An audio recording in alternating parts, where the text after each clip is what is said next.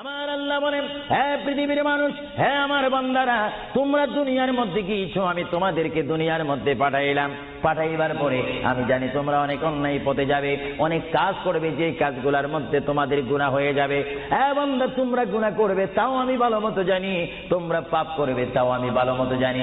বান্দারে, পাপ করার পরে, গুনাহ করার পরে একাই কি মসজিদের মধ্যে তোমরা কেঁদেছো, রব্বানা যালামনা, বলেন রব্বানা যালামনা আনফুসানা ওয়া ইন লাম তাগফির লানা ওয়া তুরহামনা লানাকুনান্না মিনাল খাসিরিন বলে বলে মসজিদে কেঁদেছো, আসরের নামাজ পড়ে কেঁদেছো, যোহরের নামাজ পড়ে কেঁদেছো, মাগরিবের পড়ে কেঁদেছো, এশার নামাজ পড়ে কেঁদেছো।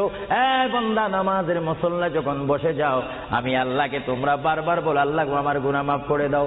তারপরও আমি তোমাদের গুনাহ মাফ করে নিই। তারপরও তোমরা নিশি রাত্রে, মানুষ যখন ঘুমে যায়, তোমার বিবি যখন ঘুম যায়, তোমার ছেলে যখন ঘুম যায়, তুমি নিশি রাত্রে ঠান্ডা পানি দিয়ে ওযু বানিয়ে নামাজের মুসল্লায় বসে তুমি আবার যখন ডাক দাও, রব্বুল আলামিন, পৃথিবীর কোনো মানুষ আমার গুনাহ সম্পর্কে জানে না, তুমি আমার গুনাহ সম্পর্কে জানো। আমি এমন গুনাহ করেছি আমার বিবি জানে না, বিবি গুনাহ করেছে আমি জানি না। আল্লাহ, তুমি সব কিছু জানো। হে আমার প্রভু, তুমি আমাকে মাফ করে দাও। আমার আল্লাহ বলে, তারপরও যদি তোমাদেরকে আমি মাফ না করি, তারপরও বান্দা, তোমরা আমার রহমতের দরজা থেকে ফিরে যাইও না।